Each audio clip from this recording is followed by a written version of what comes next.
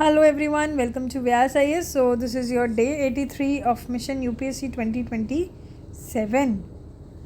आज का हमारा टारगेट था पॉलिटी का चैप्टर नंबर 3 इक्वालिटी, क्लास 11 की वो पॉलिटिकल थियोरी. ठीक है, इस चैप्टर में क्या क्या चीज़ें इंपॉर्टेंट थी देख लेते हैं. सबसे पहली चीज़ आती है कि इक्वालिटी होता क्या है.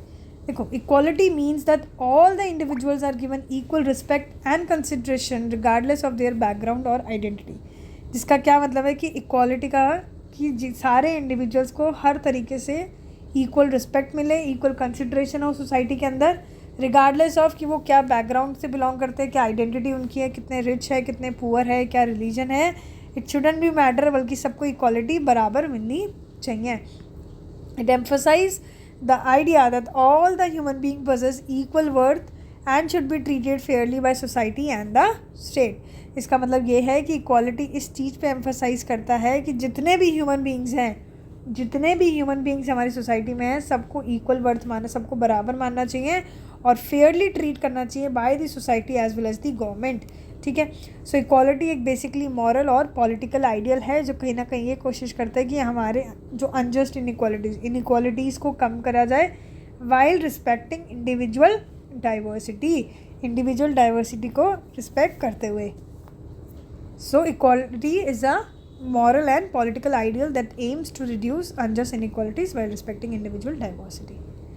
Next we have is dimensions of equality. Equality के dimensions क्या हैं?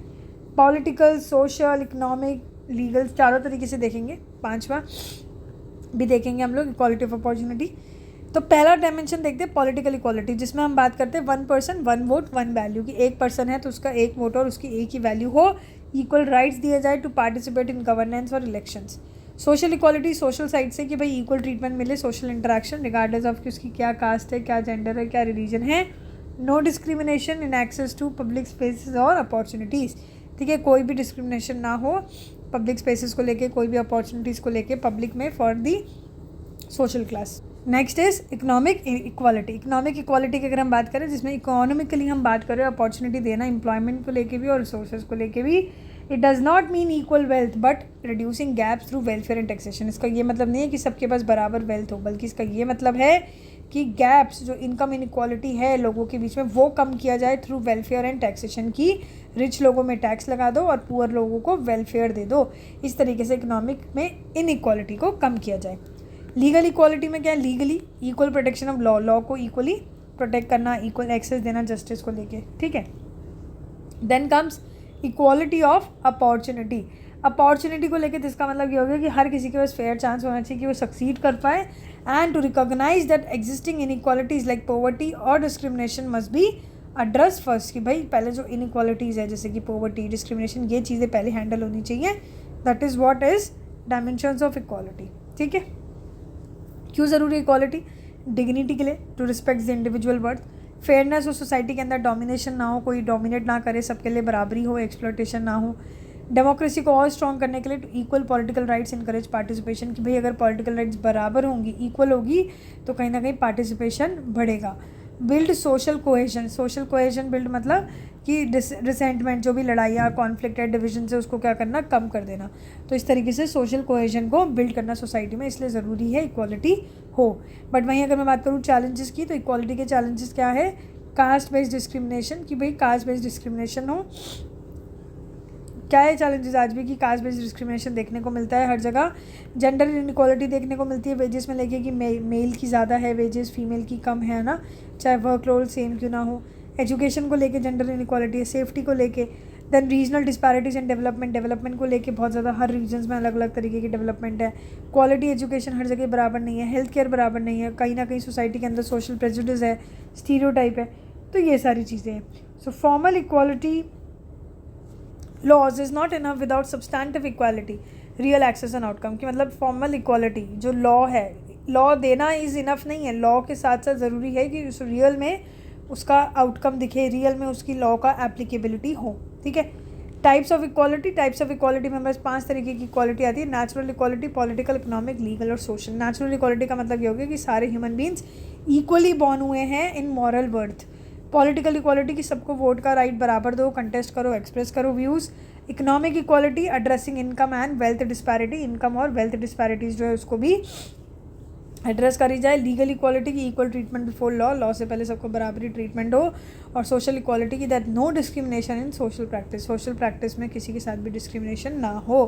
That is what types of equality is. ठीक है, नेचुरल इक्वालिटी मतलब कि भाई सब ह्यूमन बीइंग्स इक्वली बॉर्न हुए हैं, समझ आ गई बात। So modern democracy aim to blend formal and substantive equality. Affirmative actions अगर हम देखें, positive discrimination, affirmative action refers to policies that help disadvantages group access opportunity. Affirmative action का मतलब वो एक्शंस होते हैं, वो पॉलिसीज होती है जो किस लिए ली जाती है, जो भी सोसाइटी के अंदर डिसएडवांटेज ग्रुप है उनको इक्वल अपॉर्चुनिटीज़ प्रोवाइड करने के लिए या उनको अपॉर्चुनिटीज़ प्रोवाइड करने के लिए।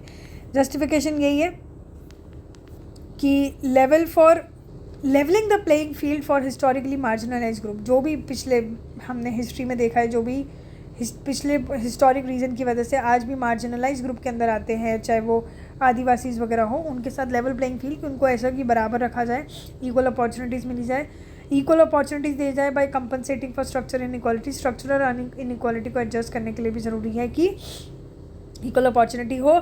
Example, reservation for SC ST overseas, scholarship for minority, gender कोस्टार्स। ठीक है, मॉरल बेसिस यही है, recognise that equal treatment requires unequal but just effort initially. It recognise की इक्वल ट्रीटमेंट होनी चाहिए which requires unequal but just effort initially. जिसका क्या मतलब हुआ कि इक्वल ट्रीटमेंट का होना ज़रूरी है, requires unequal but just effort initially. ऐसा नहीं है कि इक्वल ट्रीटमेंट बस बोलने के लिए हो जाए, बट सबके साथ एफर्ट्स होने भी ज़रूरी है।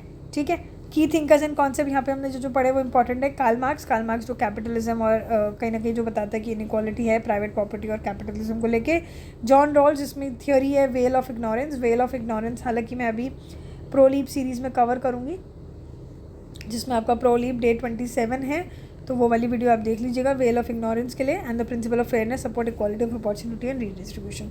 अमर्त्य सेन की अगर मैं बात करूँ तो जो फोकस करते हैं कैपेबिलिटी एंड रियल फ्रीडम्स, ठीक है, नॉट जस्ट फॉर्मल राइट्स। की टर्म्स यही है, equity, fairness based on context, not always same treatment. कि फेयरनेस किस बेस पे, कंटेक्स्ट बेसिस पे है, ऐसा नहीं है कि सेम ट्रीटमेंट हो। इक्विटी का मतलब ये होता है, देखो दो टर्म्स होते हैं, एक होता है इक्विटी, एक होता है इक्वालिटी। इक्वालिटी होगी सबके लिए बराबर किया जाए, इक्विटी होगी जिसको जितनी नीड है। पुअर के साथ भाई पुअर को ज़्यादा नीड है तो पुअर को ज़्यादा दे दो, रिच को कम नीड है तो उनको कम दे दो, बट इक्विटी लाने की कोशिश करो। Distributive justice, fair distribution of resources and burdens. अब कॉन्स्टिट्यूशन प्रोविजंस के अंदर कौन कौन से आर्टिकल आ जाते हैं? Article 14 equality before law and equal protection of law. 15 आपको पता है discrimination on ground of religion, race, sex, caste और place of birth. 16 equality of opportunity in public employment. 17 abolition of untouchability. और article 46 directive principle for the promotion of weaker sections. ठीक है, judicial examples यहाँ पे जो important है, Indira Swani case जिसमें 1992 में आया था, 27% OBC रिजर्वेशन थी बट लिमिट करा टोटल कोटा को 50%। और नालसा जजमेंट 2014 का जिसमें बात की गई ट्रांसजेंडर पर्सनस को राइट टू इक्वालिटी की बात। ठीक है, सो ये चीज़ें थी। आई होप ये चैप्टर क्लियर होगा। मिलते हैं हम नेक्स्ट डे नेक्स्ट आर्टिकल के साथ, और प्रो लीप में भी मिलते हैं, प्रो लीप डे 27 के साथ। All the best, thank you so much guys, take care.